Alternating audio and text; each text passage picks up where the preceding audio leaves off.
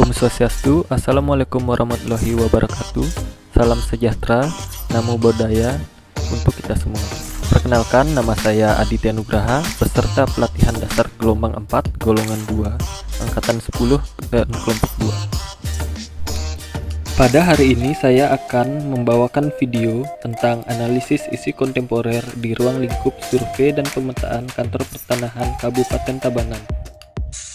Untuk itu, pertama kali kita harus mengetahui apa itu isu kontemporer. Isu dapat diartikan sebagai suatu masalah yang dikedepankan untuk diatasi, sedangkan kontemporer adalah suatu hal yang modern, yang eksis dan terjadi dan masih berlangsung sampai sekarang, atau segala hal yang berkaitan dengan saat ini. Jadi, dapat disimpulkan, isu kontemporer merupakan suatu permasalahan yang benar ada di masyarakat dan sampai sekarang masih sedang berlangsung. Selanjutnya, apa saja isu kontemporer di ruang kerja saya? Selama bekerja kurang lebih selama 10 bulan di kantor pertanahan Kabupaten Tabanan, terdapat beberapa permasalahan yang saya hadapi di kantor pertanahan ini. Dari sekian permasalahan yang saya hadapi, berikut adalah 3 isu yang akan saya bawakan pada video kali ini. Isu pertama adalah banyaknya sertifikat hak atas tanah yang belum terplotting pada peta kerja maupun peta pendaftaran di kantor pertanahan Kabupaten Tabanan.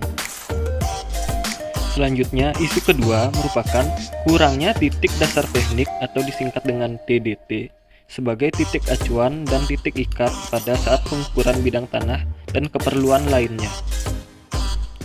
Dan isu ketiga merupakan pengelolaan pengumpulan data yang kurang seragam dan terorganisir. Lalu selanjutnya, ketiga permasalahan tersebut akan dianalisis dengan analisis APKL dan analisis USG. Pertama, analisis APKL. APKL merupakan singkatan dari pertama A yaitu aktual, B problematik, K halayak, dan L kelayakan. Di mana aktual berarti sesuatu itu sedang terjadi dan hangat dibicarakan. Selanjutnya, problematik. Problematik artinya isu tersebut memiliki masalah yang kompleks.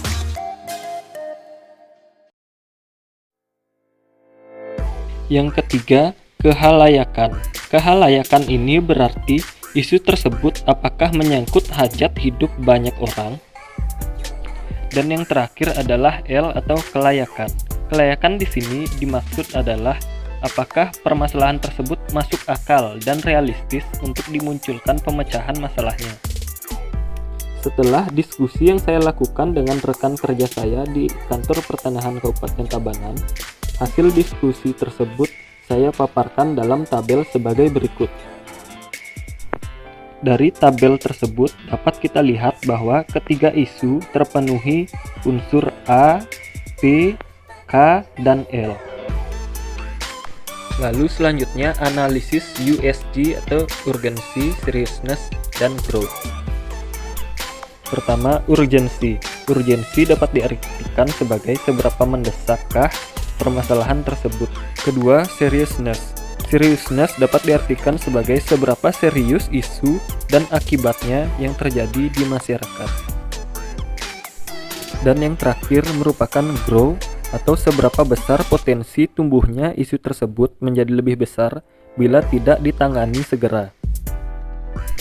Di dalam analisis USG terdapat indeks penilaian yaitu merupakan angka 1-5, di mana angka 1 berarti sangat kurang mendesak, kedua, kurang mendesak, ketiga, cukup mendesak, keempat, mendesak, dan kelima, sangat mendesak. Dan setelah dilakukannya diskusi 2 menggunakan analisis USG bersama rekan kerja saya, didapatkanlah poin-poin nilai sebagai berikut dalam tabel. Isu pertama tentang banyaknya SHT yang belum terplotting mendapatkan nilai urgensi yaitu sebesar 5, lalu nilai seriousness sebesar 5, dan nilai grow sebesar 5. Lalu isu kedua tentang kurangnya titik dasar teknik mendapatkan poin nilai U sebesar 2, poin S sebesar 4, dan poin G sebesar 3. Dan isu ketiga tentang pengelolaan pengumpulan data yang kurang seragam dan terorganisir mendapatkan poin U sebesar 3, poin S sebesar 3, dan poin G sebesar 3. Setelah analisis USG, dapat dilihat bahwa isu pertama yaitu banyaknya SHT yang belum terplotting pada peta kerja maupun peta pendaftaran di kantor pertanahan Kabupaten Tabanan mendapatkan poin nilai terbesar yaitu jumlahnya 15. Dan maka dari itu, isu pertama akan saya angkat dalam video kali ini. Dan selanjutnya, solusi atau langkah-langkah apa yang dapat kita lakukan untuk proses penyelesaiannya. Setelah mengunduh data dari kualitas data pada web KKP2, kita dapat mengetahui bidang-bidang SHT mana saja yang perlu kita lakukan kegiatan pemlotingannya dalam peta pendaftaran. Dan setelah mengetahui data mana saja yang harus dikerjakan, tentu saja langkah pertama kita perlu mencari arsip-arsip terkait dengan data tersebut. Dan dengan pendigitalisasian data arsip diharapkan dapat mempermudah proses pengumpulan datanya. Dan pada gambar berikut merupakan contoh data-data arsip yang sudah terupload maupun belum terupload dalam Desa Mengiste, Kecamatan Penebel, Tabanan, Bali. Maka dari itu, pendigitalisasian data arsip perlu terus dilaksanakan guna mendukung dalam kegiatan pemlotingan bidang-bidang SHT pada peta kerja dan peta pendaftaran.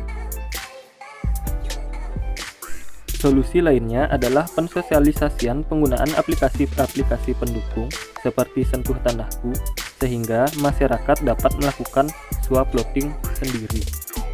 Proses pemlotingan pada aplikasi Sentuh Tanahku dapat dilakukan dengan sangat mudah. Setelah kita melakukan kegiatan install dan login pada aplikasi Sentuh Tanahku, kita dapat masuk dalam menu plotting bidang tanah. Pada menu plotting bidang tanah, kita memilih desa dan tipe hak yang akan dimasukkan. Selanjutnya, memasukkan nomor hak, lalu melakukan deliniasi pada peta citra, dan terakhir melakukan foto halaman per halaman dari sertifikat yang dimaksud. Cara ketiga, kita dapat melakukan kegiatan turun langsung ke lapangan dengan tujuan menanyakan posisi-posisi bidang tanah yang belum terplotting kepada masyarakat secara langsung dengan membawa data-data digital maupun printout dari data digital tersebut. Berikut merupakan foto dokumentasi dari kegiatan turun langsung ke desa-desa yang menjadi target pengerjaan kegiatan PTSL. Dan yang terakhir adalah plotting bidang secara studio. Kelebihan dari plotting secara studio adalah pengerjaannya dapat dilakukan dimanapun dan kapanpun. Karena data-data yang diperlukan dari plotting studio dapat diambil dari web KKP2 yang sudah terupload, dan dengan mengunduh data yang telah terupload tersebut, kita dapat melakukan kegiatan plotting dengan memanfaatkan keterangan lokasi pada surat ukur dan melakukan pendekatan plotting sesuai toponimi pada peta kerja serta memanfaatkan peta foto udara. Dan pada gambar berikut dapat dilihat tahapan proses pengerjaan plotting bidang secara studio.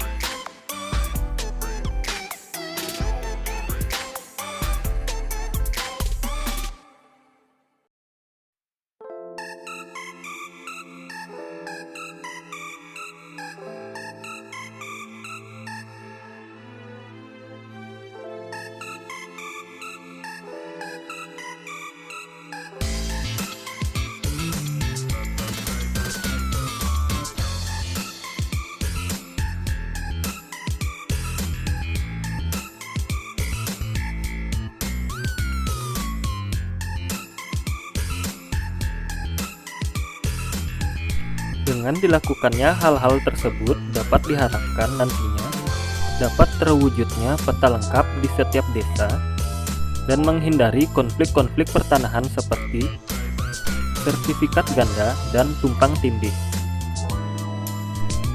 Sekian video ini saya sajikan. Jika ada salah-salah kata Saya memohon maaf. Saya Aditya Nugraha. Om Santi Santi Santi Om.